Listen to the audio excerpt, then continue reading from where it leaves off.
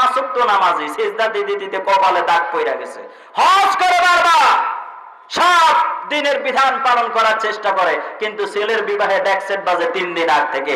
জিজ্ঞেস করে এটা করলেন কেন? কয় এটাই তো ছোট সন্তান আর নাই। কি বলেন? বলে না বলে না? তোমার ওই নামাজ তোমাকে জান্নাতে নিতে পারবে না, তোমার ওই হজ তোমাকে জান্নাতে নিতে পারবে না। তুমি নিজে গুনাহ করছো, সমাজের অসংখ্য অগণিত মুসলমানকে কষ্ট দিছ, রাত 2টা 3টা পর্যন্ত ডেকসেট বাজাইছ, আল্লাহ ওয়ালাদেরকে ঘুমাইতে দাও নাই, ফেরেশতাদেরকে কষ্ট দিছ, প্রাণীকুলকে কষ্ট দিছ। তোমার ওই ইবাদত তোমাকে জান্নাতে নিবে না। মনে রেখো, হাসর ময়দানে তোমরাও দাঁড়াই বা আমরাও দাঁড়াবো। শরিয়া আইন অথবা ইসলামী বিধান নাই বিদায় আমার দেশের জালেম গুরু বারবার পার পেয়ে যায়, ঠিক কিনা? যদি ইসলামের বিধান পরিপূর্ণ সমাজে চলতো, বারবার শরিয়ার কথা যখন বলি, হুজুর ইসলাম পালন করি, কেমনে পালন করেন? নামাজের মধ্যে পালন করি। ইসলাম পালন করি, কেমনে পালন করেন? রোজা রাখি, হজ করে, যাকাত দেই, কেমনে পালন করেন? কয় কোরআন তেলাওয়াত করি। ও বন্ধু, শুধু নামাজ পড়া, রোজা রাখা, হজ যাকাত দেওয়ার নাম ইসলাম নয়। ইসলামটাকে যেমন মসজিদে ইবাদত হিসেবে করবা, সমাজে এর বাস্তবায়ন করলে পরে ইসলাম পালন করা হবে, ঠিক কিনা? আমার দেশের অনেক মুসলমান কোরআন মানে শুধুমাত্র মাদ্রাসায়, কোরআন মানে শুধুমাত্র মৃত ব্যক্তিদের জন্য, মরে গেলে কোরআন খতম দেওয়ায়, কোরআন মানে শুধুমাত্র বিপদে হইলে, ডাক্তার যখন সব ফেল তখন বলে হুজুর আপনারা তো অনেক কিছু জানেন, কোরআন থেকে একটু দোয়া পড়ে ফু দিয়া দেন, একটু দোয়া করে দেন। এই ক্ষেত্রে আইসা কোরআন মানে, কিন্তু সমাজ চালানোর ক্ষেত্রে, ফ্যামিলি চালানোর ক্ষেত্রে, নিজের সংসার চালানোর ক্ষেত্রে, ব্যবসা বাণিজ্য চালানোর ক্ষেত্রে তখন আর কোরআনের প্রয়োজন হয় না, ঠিক কিনা? অথচ আল্লাহ কোরআন দিছেন গোটা পৃথিবীর মানব জাতির জন্য, সর্বস্তরে কোরআনী বিধান কায়েম করার জন্য।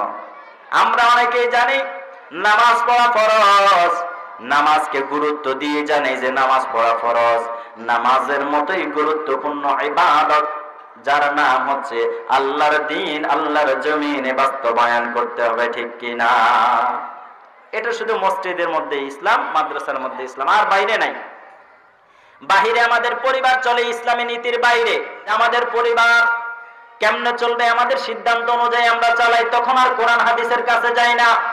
ইসলামের রীতি নীতি পালন করে, যেমন বিবাহ করা যৌবিক চাহিদার প্রয়োজন, আর ইসলাম বলে এটা তোমার জন্য সুন্নত। এখন মানুষ এই সুন্নতটাকে পালন করে একটানা 3-4 দিন গান বাজনার মাধ্যমে, ঠিক কিনা? আশেপাশে আসেনি? কথা কয় না, নাই মনে হয়, ঠিক না? মনে হয় নতুন শুনছে, হুজুর এটা তো কল্পনাই করেন, এরকম তো নাই, ঠিক না? এদিকে নাই এসব।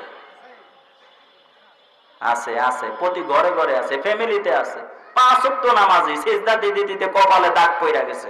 হজ করে বারবার, 7 দিনের বিধান পালন করার চেষ্টা করে, কিন্তু ছেলের বিবাহে ডেকসেট বাজে 3 দিন আগ থেকে। জিজ্ঞেস করে এটা করলেন কেন? কয় এটাই তো ছোট সন্তান আর নাই।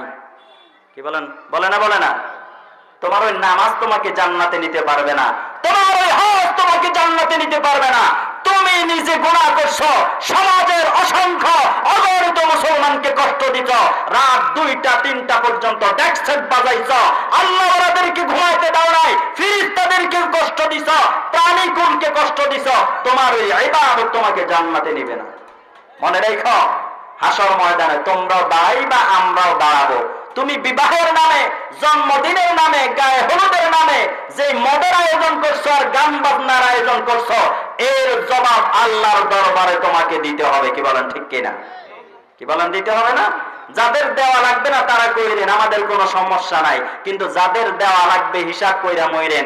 ডেকসেট বাড়া দিচ্ছেন 15,000 20,000 টাকা, আর পোলাপানের লাল পানির খরচ 50,000 টাকা দিচ্ছেন। আমাদের কাছে খবর আছে, কারণ সমাজের সাথে আমরা চলি, ইমামতি করি, এবং সমাজের সর্বস্তরের মানুষ আমাদের কাছে আছে।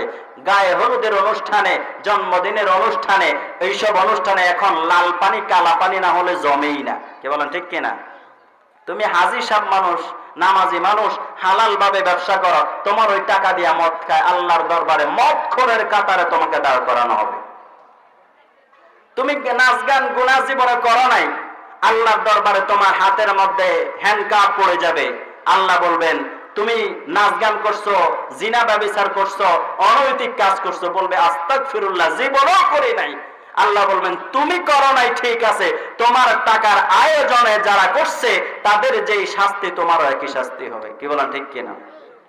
ঠিক রমজান মাসে এই সমাজের কিছু মুসলমান পাওয়া যায় নিজে রোজা রাখে, নিজের সন্তান রোজা রাখে না। অনেক বাবাদেরকে পাওয়া যায় সেহরি টাইমে উঠে স্ত্রীকে বলে আস্তে আওয়াজ করো, আস্তে আওয়াজ করো, ছেলের ঘুম ভেঙে যাবে, আছে না নাই? জোরে আওয়াজ কইরো না, মেয়েটা একটু ঘুমাইছে, আওয়াজ কইরো না। ও বাবা, ও মা, তোমার সন্তানের কি রোজার বয়স হয় নাই? আল্লাহ রাব্বুল আলামিনের বিধান হচ্ছে 12 থেকে 13 বছর হয়ে গেলেই, বালেগ হয়ে গেলেই, মেয়েদের জন্য আরো আগে 9 থেকে 10 বছর বয়স হয়ে গেলে রোজা ফরজ। তোমার সন্তানের বয়স 18, 20 বছর, 22 বছর হয়ে গেল, তুমি রোজা রাখাও না, কি জবাব দিবা আল্লাহর কাছে? এখন তোমার জিজ্ঞেস করলে বলো স্বাস্থ্যের অবনতি ঘটবে। ও বন্ধু, আমেরিকার একজন গবেষক নিজে গবেষণা করে বলছেন যেই ব্যক্তি রোজা রাখে ওই ব্যক্তির স্বাস্থ্য আল্লাহ তাআলা সুন্দর করে দেয়। সুবহানাল্লাহ। কারণ হচ্ছে পেটের মধ্যে পাতলা একটা টক্সিন থাকে, যেটা অতিরিক্ত হয়ে গেলে মানুষের ক্ষতি হয়ে যায়। রমজান মাসের রোজার মাধ্যমে আল্লাহ তাআলা ওই পেটের খারাপ টক্সিনটাকে বের করে দিয়ে মানুষের শরীরের সুস্থতা বৃদ্ধি করে দেয়। সুবহানাল্লাহ। তুমি তোমার সন্তানের স্বাস্থ্যের জন্য রোজা রাখাও না, তুমি তোমার ছেলে মেয়ের স্বাস্থ্যের জন্য রোজা রাখাও না। তোমার এই ছেলে মেয়ের স্বাস্থ্য আল্লাহ না চাইলে কোনোভাবেই হবে না। কি বলেন ঠিক কিনা? আল্লাহর বিধান পালন করার ক্ষেত্রে তোমার সিদ্ধান্ত বাস্তবায়ন করতেছো, অথচ আল্লাহ তাআলা তোমার উপর, তোমার সন্তানের উপর রোজা ফরজ করছেন। যদি রোজা সঠিকভাবে রাখতে পারো, আল্লাহর পয়গম্বর বলেন মান সামা রমাদানা ঈমানান ওয়া ইহতিসাবান গুফিরা লাহু মা তাকদ্দামা মিন যামবি। যেই ব্যক্তি আল্লাহর সন্তুষ্টির জন্য রোজা রাখে, আল্লাহ তাআলা তার অতীতের জীবনের সব গুনাহগুলো মাফ করে দেয়। সুবহানাল্লাহ।